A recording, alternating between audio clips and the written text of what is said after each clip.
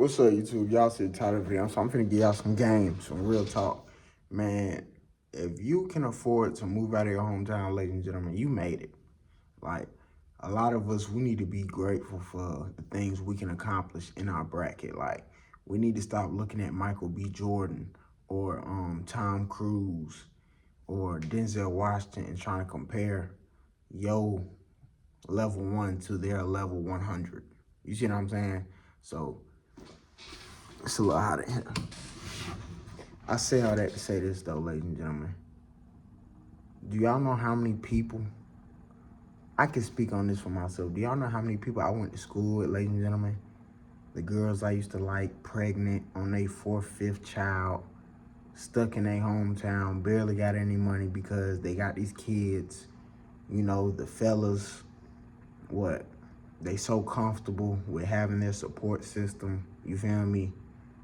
Like, really look at it. The people you went to school with, 9 times out of 10, their kids are going to be going to the school that they graduated from. And I'm going to be real with y'all, ladies and gentlemen. I don't look at that as success. Because where I grew up, or where I was raised at, most of the schools that was around us ain't nothing but public schools. What happens at public schools? The basics. The simple-minded mentalities come with public schools. You more focused on what type of shoes you wearing and designer, so you don't get clowned on. That I don't look at that as success, ladies and gentlemen. I genuinely don't. So anybody, even if you haven't even made the move yet, ladies and gentlemen, as long as you have the funds to be able to move, that says a lot.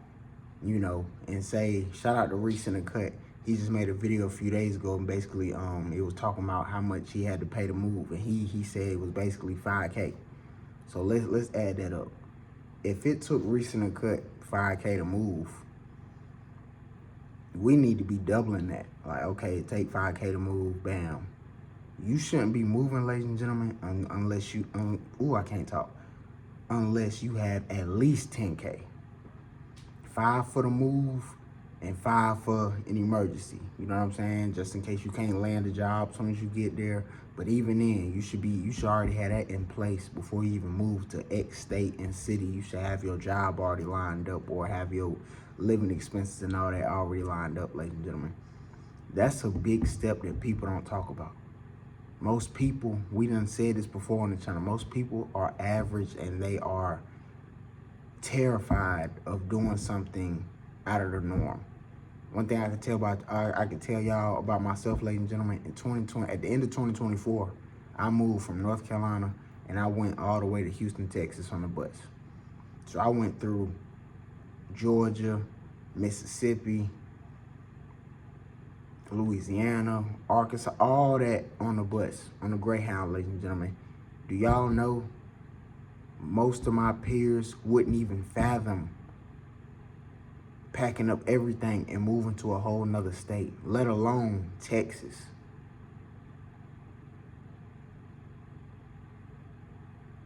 Let alone Texas, ladies and gentlemen, on my own. I had family down there and I wanted to go stay down there. And plus I haven't seen my big sister in over a decade. So I was down there, stayed with her and her boyfriend for a little bit, for about 6 months. And I seen that I wasn't growing, so I had to make an adjustment. But my whole point of this video is the fact that I had the courage to pack everything and move. Granted, I only had $1,000 to my name, and honestly and realistically, I shouldn't have made that move because financially, I wasn't ready. You see what I'm saying? So I'm telling y'all this, make sure you have at least 5 for the move, have another 5 to match the moving money, just to make sure you keep your head above water and you can be able to, you know, settle into your new crib and don't have to worry about all that first month rent and security deposit bullshit. And you know what I'm saying? Like, y'all know how it is. Most people move into a crib and then they focus. They damn near, bro, you signed a 12-month lease, but you live in a month-to-month lease every month. because you focus on the rent. And again, I'm not trying to get off on the topic, but the whole moral of this video, ladies and gentlemen, is to say, this is just my opinion, bro. If you move out your hometown, you can afford to move out your hometown, you made it, bro. Because 9 times out of 10, your peers, one, they don't have the funds to move out of town. 2, even if they did, they still wouldn't move out of town because they too comfortable.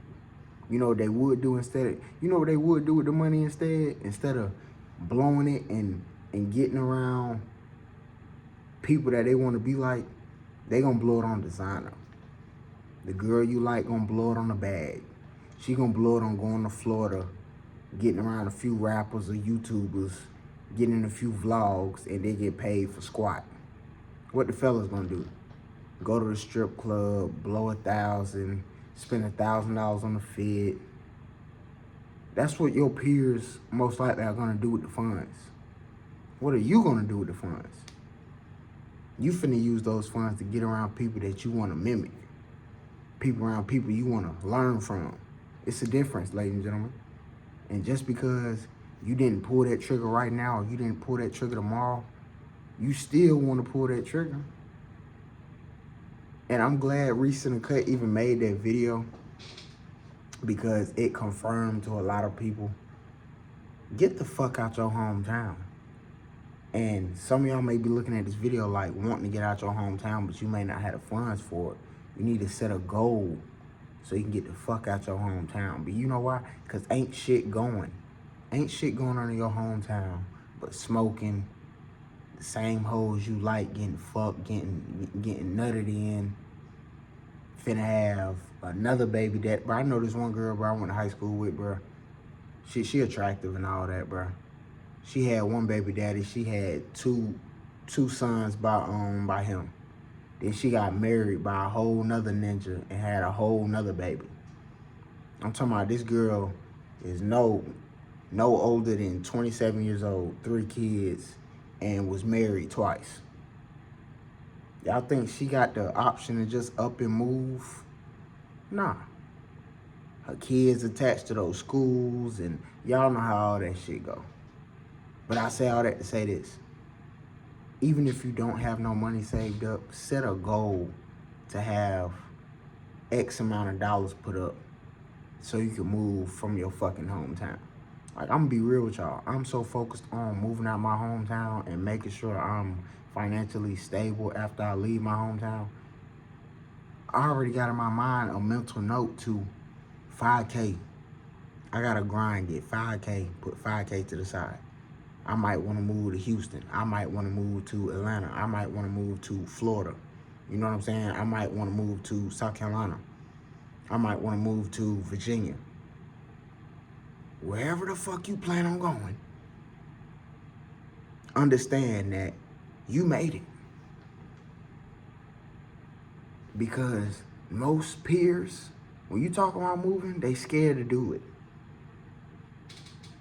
They'd rather you talk to them about something else. They don't want to move. They want to pop it on the folks who would sleep on them. They don't want to move. They're too comfortable to move.